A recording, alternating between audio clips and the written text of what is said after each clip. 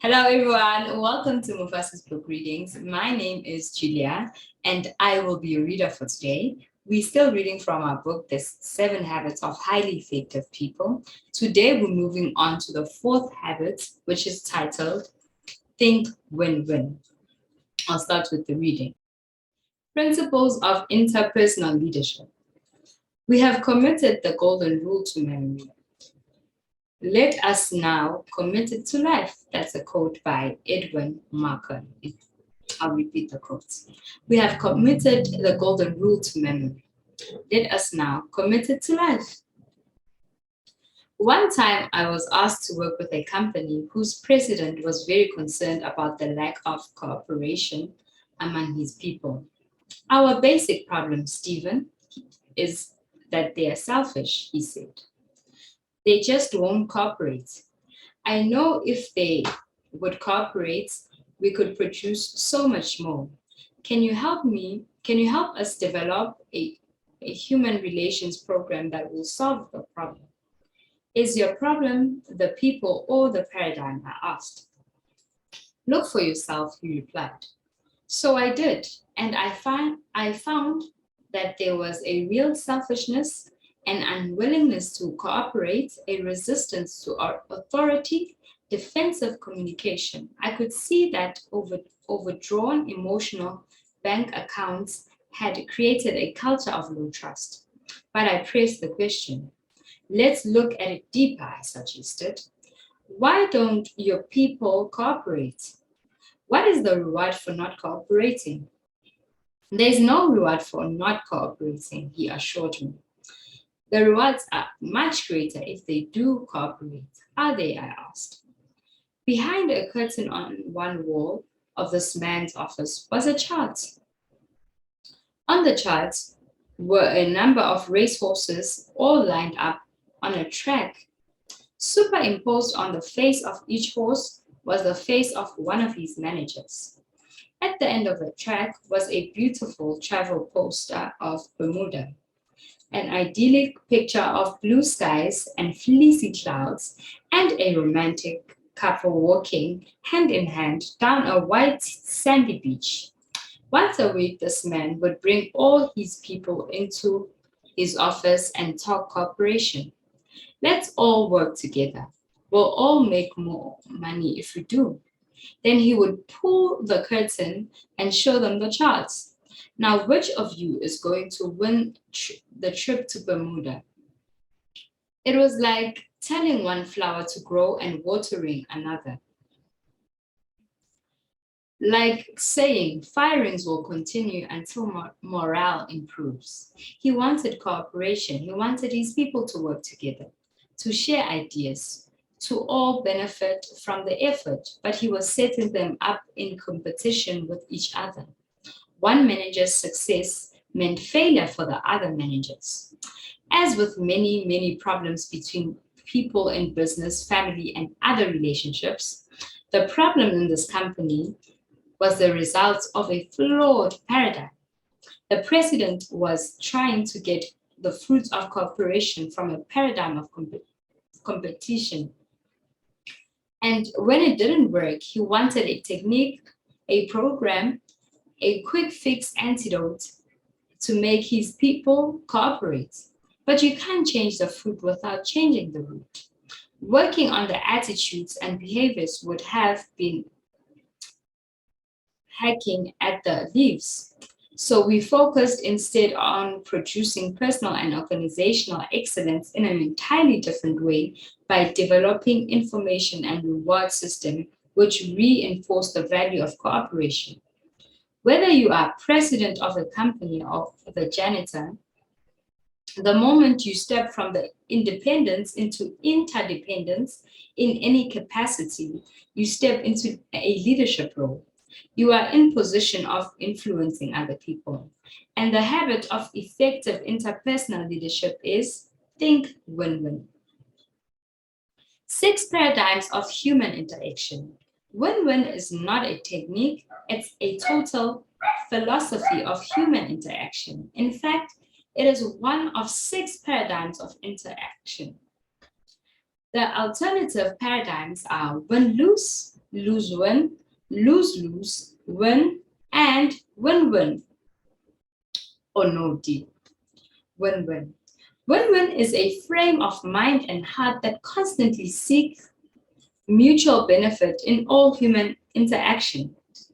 Win-win means that agreements or solutions are mutually beneficial, mutually satisfying.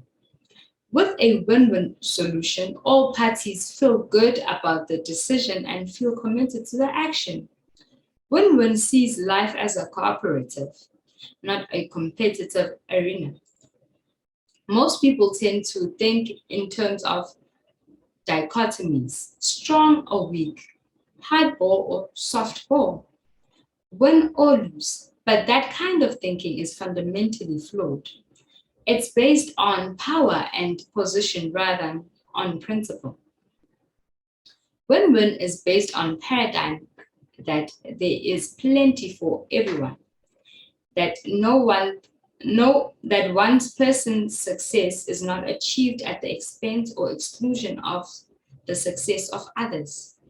Win-win is a belief in the third alternative. It's not your way or my way. It's a better way, a higher way. Win-lose. One alternative to win-win is win-lose. The paradigm of the race to Bermuda, it says, if I win, you lose. In leadership style, win-lose is a authoritarian approach. I get my way, you don't get yours. Win-lose people are prone to use position, power, credentials, possessions, or personality to get their way.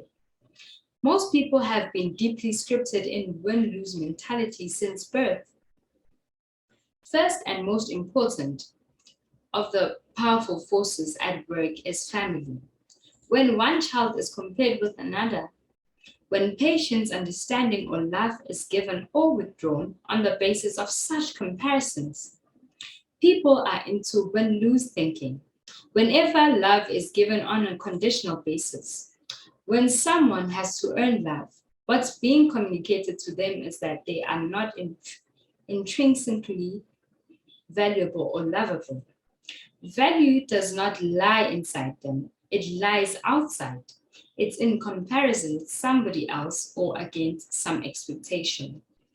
And what happens to a young mind and heart, highly vulnerable, highly dependent upon the support and emotional affirmation of the parents in the face of unconditional love?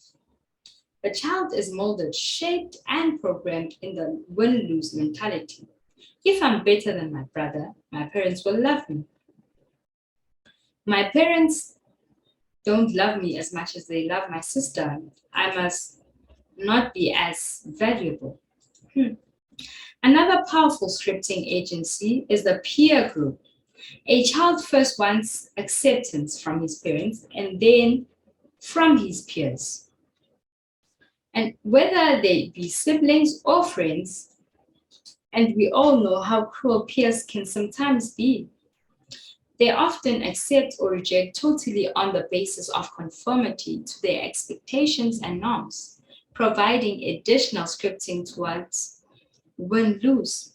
The academic world reinforces win-lose scripting. The normal distribution curve basically says that you got an A because somebody else got a C. It interprets an individual's value by comparing him or her to everyone.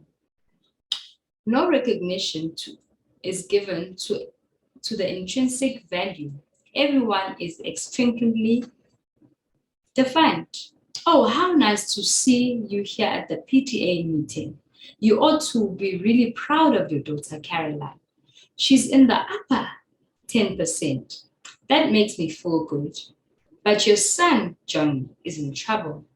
He's in the lower quartile. Really? Oh, that's terrible. What can we do about it?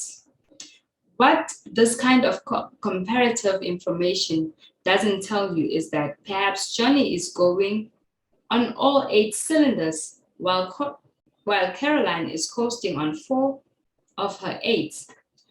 that is where today's reading will end. I hope you enjoyed today's reading.